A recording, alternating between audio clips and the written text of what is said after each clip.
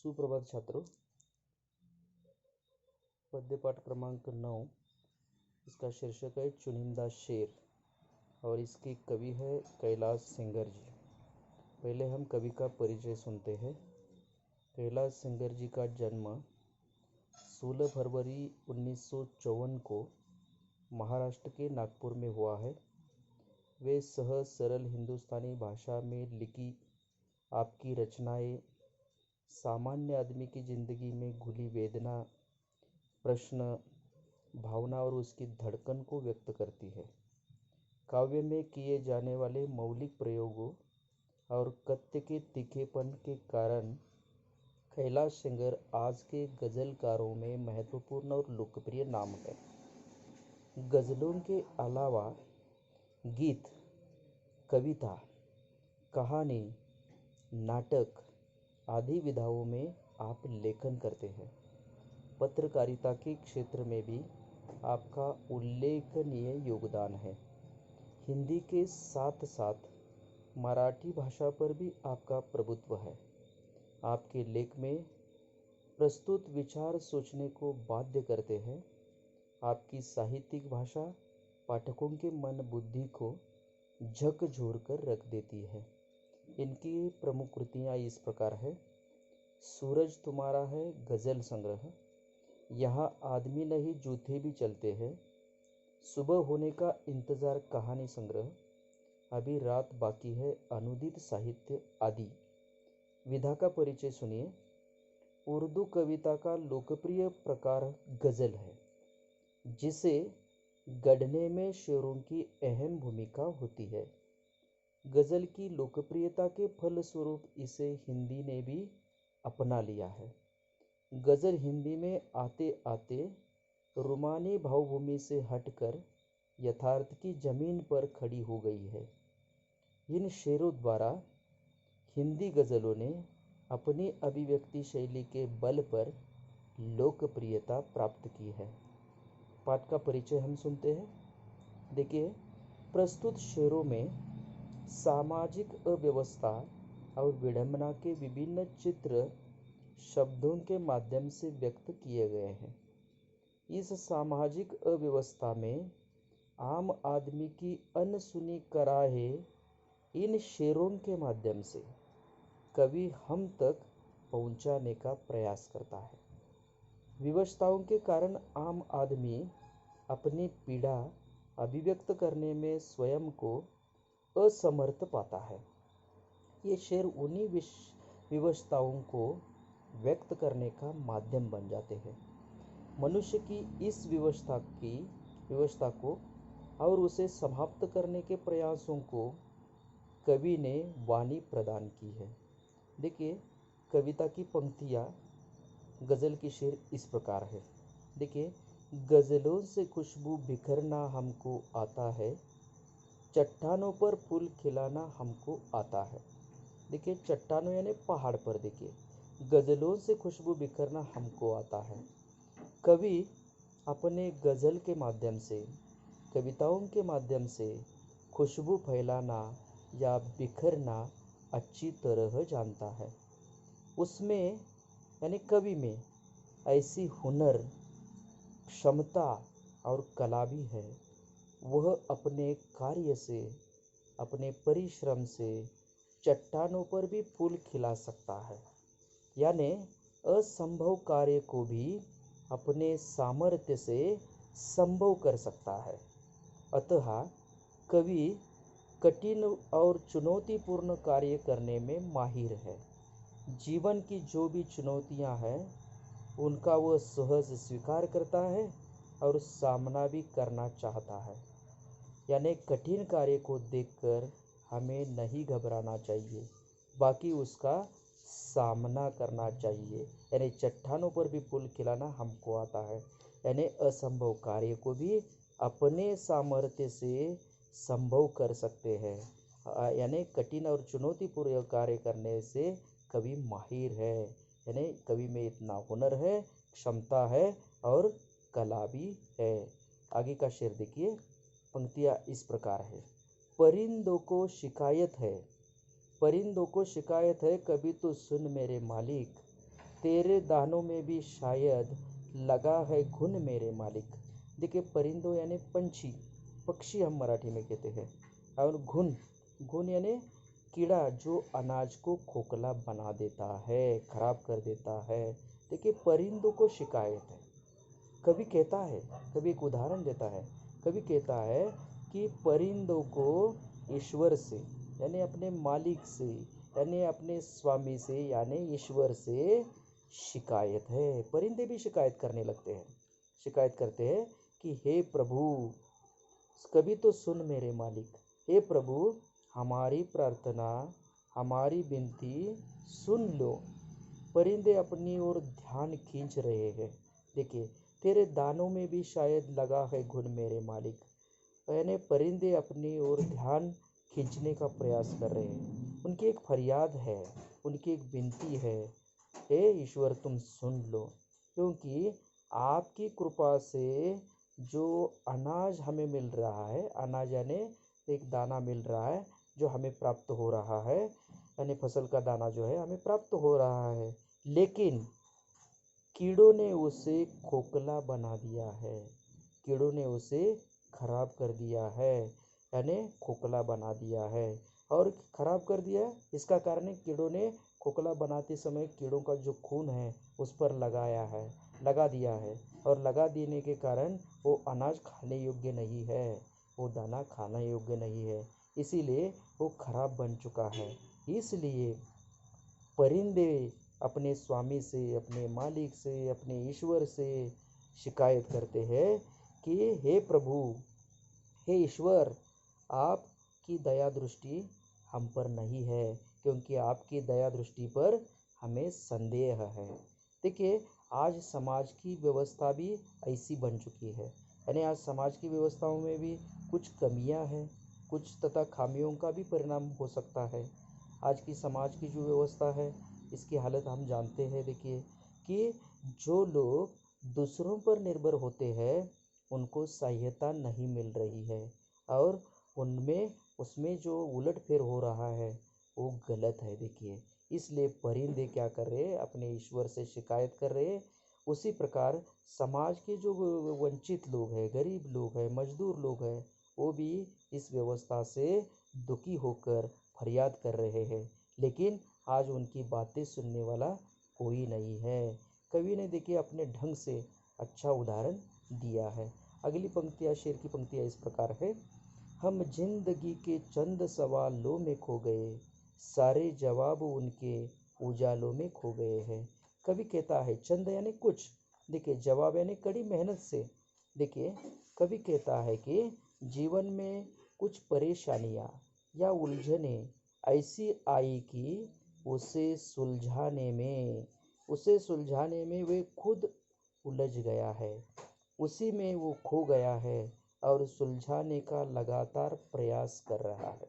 देखिए हम कोई भी जीवन में कार्य करते हैं, हम कोई भी काम करते हैं तो कठिनाइयाँ आती है, समस्याएं आते हैं, संकट आते हैं, तो हम क्या करते हैं, संकट को सुलझाने का प्रयास करते हैं तथा कोशिश भी हम करते हैं। देखिए उसी संघर्ष के जो दौरान है, उसी संघर्ष के दौरान जो उम्मीद की किरण जो हमें मिलती है, जो रोशनी दिखाई देती है, सारे जवाब उसमें विलीन हो जाते हैं। देखिए उसी प्रकार आम आदमी के जीवन में उलझनों का सिलसिला लगा रहता है, यानी कठिनाइयाँ, समस्या, अड़चने आती रहती है।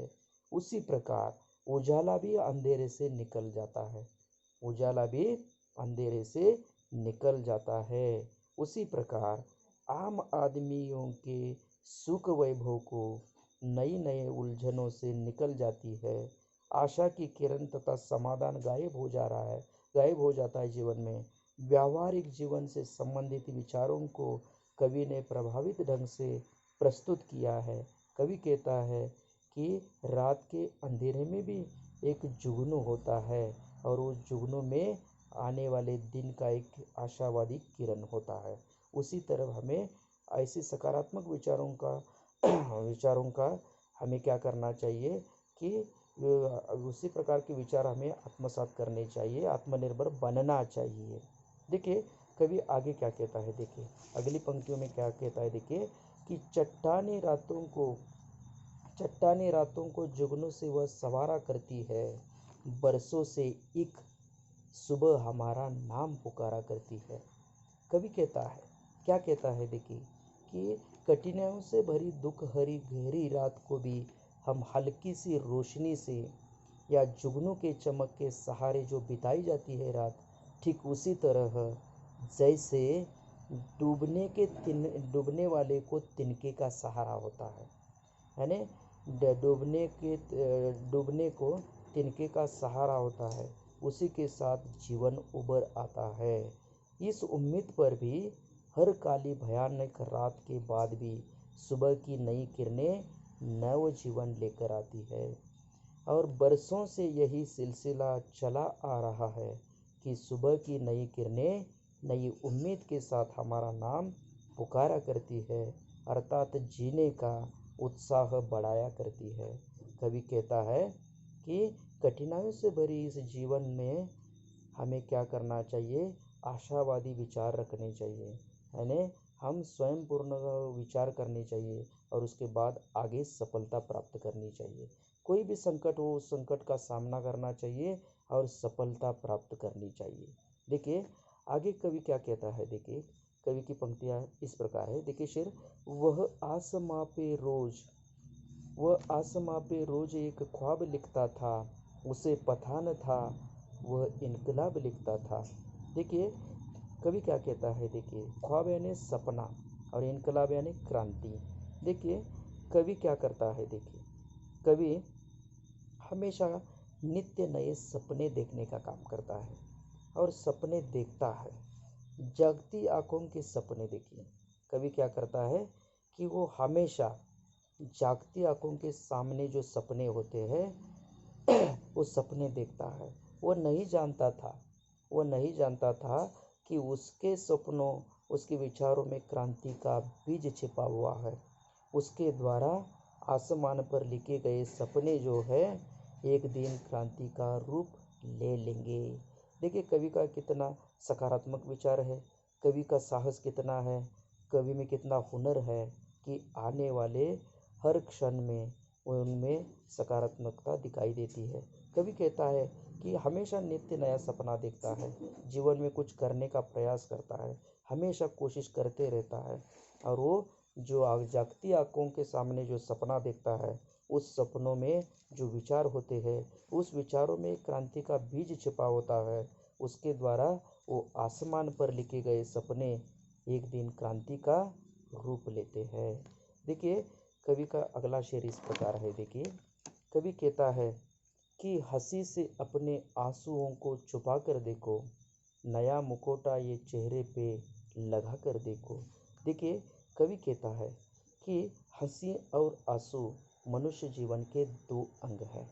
देखिए कोई मनुष्य के जीवन में सुख के प्रसंग आते हैं, सुखदायक प्रसंग आते हैं तो मनुष्य हंसता है, और दुखदायक प्रसंग मनुष्य के जीवन में आते हैं तो मनुष्य रोता है, उनके आंखों से आंसू निकल आते हैं। यानी हंसी और आंसू मनुष्य जीवन के महत्वपूर्ण दो अंग है।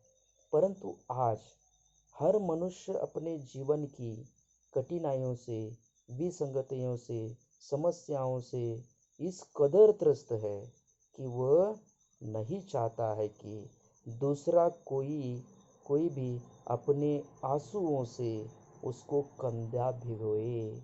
अतः अच्छा यही रहेगा कि अपने चेहरे पर एक मुखौटा लगाया जाए और वो सपने आंसुओं को हंसी से छिपा लिया जाए।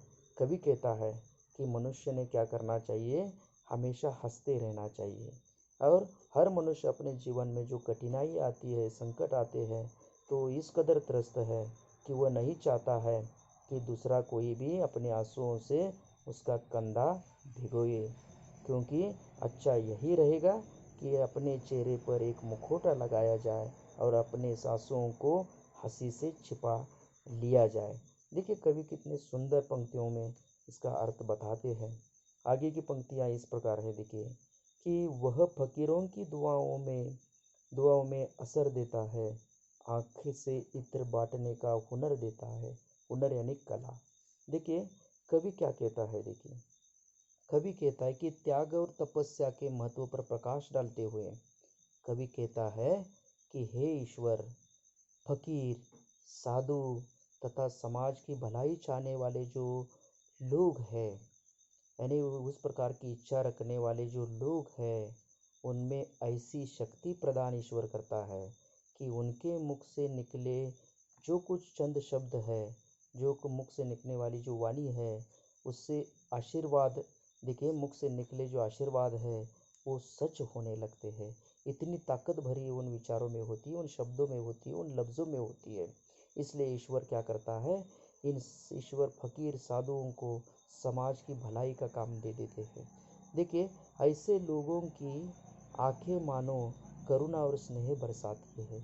देखिए समाज में जो साधु संत अच्छे विचार रखने वाले जो लोग हैं, वो हमेशा क्या करते हैं, दूसरों की उलट सुलट बातों का शिकार हो जाते हैं, लेकिन वो अपना कार्य करते रहते हैं, अपना कर्म करते रहते हैं और लोगों के हित की बातें करते हैं, लोगों की सुख की बातें करते हैं और लोगों का जीवन सुखदायक कैसे बने, इस पर वो हमेशा सोच करते रहते हैं। देखिए साधु यानी ईश्वर का रूप है।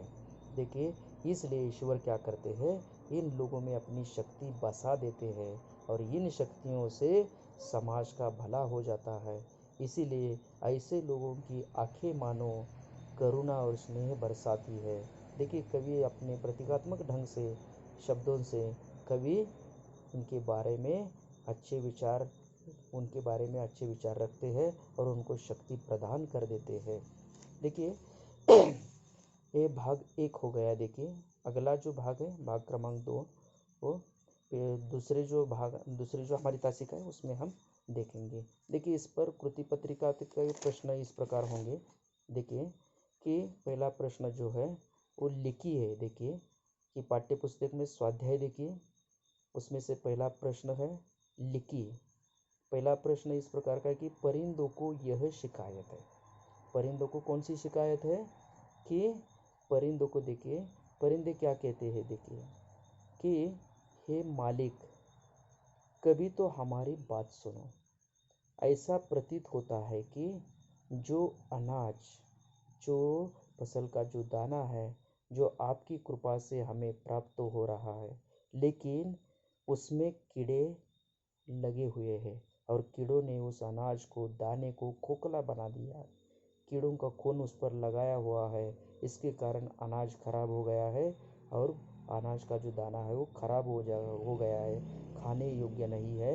इसीलिए परिंदों को भी शिकायत है। देखिए ईश्वर की कृपा से इस परिंदों का जीवन है, लेकिन इस जीवन में अब दुख दिखाई देता है, क्योंकि उनको लगता है कि वो विनती करते हैं ईश्वर से, शिकायत करते हैं कि हे ईश्वर, आपने मुझे जो अनाज दिया है वो भी खराब हो चुका है, इसलिए हम जो वंचित है हमारी तरफ ध्यान खींचने का प्रयास परिंदे कर रहे हैं। देखिए दूसरा जो प्रश्न है वो इस प्रकार का है, नदी के प्रति उत्तरदायित्व क्या है। देखिए हमारी संस्कृति में नदी को माता के रूप में पूजा जाता है। देखिए नदी क्या करती है, जल देती है, यानी जल से क्या होता है, जल से मनुष्य को क्या होता है, जीवन मिलता है, किसानों को फसल मिलती है, यानी सारा अनाज जो है जल के द्वारा मिलता है। यानी हमारी संस्कृति में नदी को हम माता के रूप में पूजते हैं और नदी मानव सभ्यता के लिए जीवनदायिनी का काम करती है। वो हमेशा दूसरों को सहायता करती है, जल देने का प्रयास करती है। लेकिन हम क्या करते हैं, उस नदी में कूड़ा कचरा रसायन हम नदी में डालते हैं, लेकिन ऐसा नहीं करना चाहिए। हमारा उत्तरदायित्व है कि नदी को स्वच्छ रखना चाहिए। देखिए इसका दूसरा जो प्रश्न है वो इस प्रकार का है कि परिणाम लिखिए। प्रश्न इस प्रकार का है कि पानी सर से गुजर जाएगा तो, पानी सर से गुजर जाएगा तो परिस्थितियाँ हाथों से निकल जाती है। ऐसी स्थिति आने पर व्यक्ति बिल्कुल हताश और निराश हो जाता है और वो विद्रोही बन जाता है और विद्रोही बनकर वो अपना कार्य करता है और कार्य भी कर गुजरता है। तब ऐसा हुआ कि कवि के सवालों के जवाब उनके उजालों में खो जाते हैं। देखिए इस प्रकार कवि क्या कहता है, देखिए, पानी सर से गुजर जाएगा, यानी परिस्थिति हाथों से निकल जाती है। स्थिति आने पर व्यक्ति बिल्कुल हताश हो जाता है और विद्रोही बन जाता है, इसलिए कवि कहता है पानी सर से गुजर जाएगा। ठीक है, हम यहाँ रुकते हैं। धन्यवाद।